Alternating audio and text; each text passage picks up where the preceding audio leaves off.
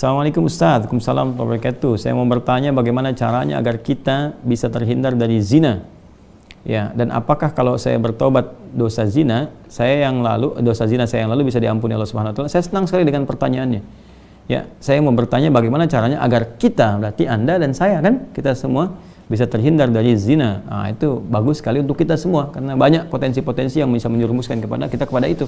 Ya, baik misalnya dari zina mata, zina telinga, zina mata melihat hal-hal yang nggak pantas untuk dilihat, ya, kebiasaan-kebiasaan yang buruk, kemudian zina telinga mendengar kalimat-kalimat yang kotor yang mengarahkan pada hasrat seksual pada tempat yang tidak benar, ya, dan perbuatan-perbuatan yang juga sekarang banyak sekali perangkat-perangkatnya. Semoga Allah hindarkan kita dari itu. Termasuk juga iklan-iklan, ya. Saya tuh sering kalau lihat misalnya baca ada komentar tunjukin admin, kan, oh, kenapa Ustaz ini kok ceramah tapi iklannya snack video? Itu kan algoritma YouTube dari kebiasaan Anda jadi.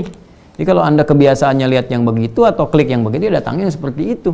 Tapi kalau Anda kliknya misalnya yang baik-baik, ya, atau iklannya muncul ketika ada, itu kan dari kebiasaan Anda buka kan itu algoritmanya tersusun dengan kebiasaan kita buka laman apa dan sebagainya. Jadi Anda sendiri sebetulnya yang mengkreasikan itu.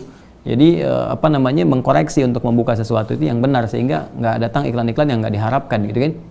Baik.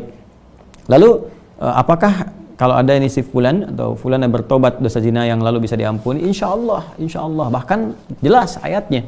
Quran surah ke-39, ya, Az-Zumar ayat 53. Dan ini kan turun ketika ada seorang ingin bertobat dari dosanya. Ya, dan ini dosa besar gitu kan. Bahkan ada ayat menyebutkan dari zina.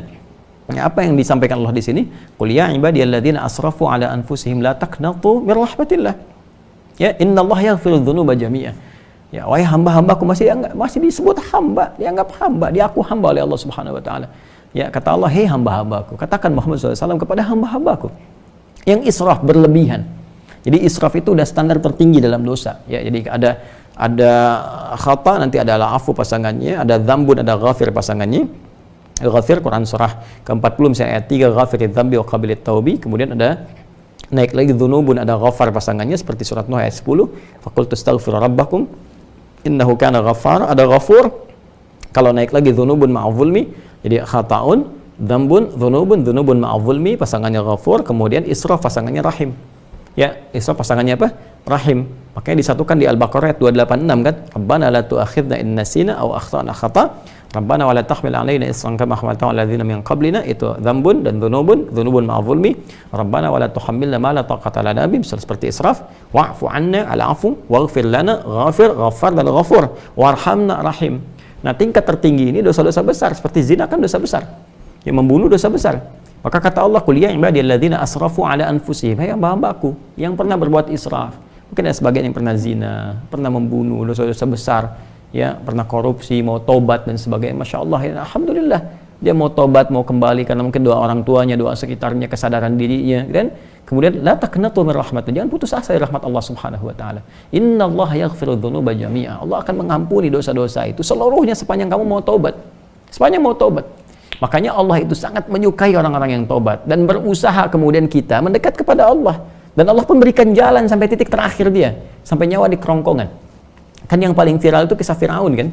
Ya, Firaun, Allah menerapkan keadilan, memberikan contoh kepada kita. Ini Firaun, se-Firaun-Firaunnya, ya, yang merasa paling kuasa, hobi bunuh orang dan sebagainya, zalim dia, masih diberikan kesempatan untuk tobat dengan diberikan bimbingan dari dua nabi. Kurang apa coba Musa dengan Harun? Ya, diutus untuk Firaun. Ya, idhaba ila fir'auna innahu tagha. Datanglah kepada Firaun, dakwahi dia dengan penuh kelembutan. Dia sudah mulai menyimpang. Jadi bukan masalah kekuasaannya yang salah. Kekuasaan silahkan berkuasa, nggak ada masalah gitu kan. Cuma ketika menyimpang dari kekuasaan, ingatkan kata Allah. Diingatkan itu karena sayang. Kalau nggak sayang dibiarin. Ya, oke, kalau ada ulama bisa mengingatkan, ustaz mengingatkan, kita yang keliru dan sebagainya, nggak usah marah. Kan? Nah, kalau kebaikan kita terima dengan cara yang baik dan mengingatkan pula dengan cara yang baik. Karena kalimat Qur'annya faqul lahu qawlan layyina, katakan dengan cara yang lembut. Ya, supaya dengan kelembutan itu la'allahu yatadzakkaru yakhsha. Mungkin dengan kelembutan itu dia sadar. Ya, ingat kembali bahwa keliru, dia khawatir, dia takut dengan Allah Subhanahu wa taala. Jadi Firaun pun dapat diberikan petunjuk oleh Allah dengan dua nabi. Bayangkan cuman dianya yang enggak mau. Ya, begitu nyawa ke kerongkongan baru munculkan daya tawar gitu. Itu yang jadi persoalan. Ya, jadi semua punya kesempatan untuk kembali. Makanya saya sering katakan Allah sangat mencintai para pelaku maksiat yang gemar bertobat dibandingkan orang soleh yang tidak pernah merasa salah. Ya, jadi saya support teman-teman saudaraku ini atau saudariku, ya kembali kepada Allah, ya, dan tutup semua, jangan diungkap kemana-mana. Kalau sudah berdosa, taubat kita kepada Allah, minta maaf kalau terkait dengan hak-hak manusia. Setelah minta maaf, berbuat lebih baik terus, dan lupakan itu semua, berbuat lebih baik sampai kita merasakan kebaikan itu nikmat dilakukan. Itu halawatul iman namanya. Itu tanda taubat kita diterima oleh Allah Subhanahu wa taala. Tanda taubat itu kan ketika kita menyesali, mengakui, menyesali, kemudian ada rasa nggak enak untuk mengerjakan lagi atau bahkan mendengar, ya ini saya nggak mau dengar, acara-acara gini sudah nggak suka dan sebagainya. Terus berganti jadi kebaikan, nonton yang bagus-bagus, bacaan yang baik, enak sholat dan sebagainya. Itu tanda taubat kita diterima oleh Allah Subhanahu wa taala. Ya, jadi di sini saya kira semua punya kesempatan yang sama untuk menjadi baik, untuk dimuliakan oleh Allah Subhanahu wa taala, dan tidak sungkan kita mendoakan setiap orang termasuk diri kita sendiri, yang untuk selalu berusaha ya, konsisten pada nilai-nilai kebaikan.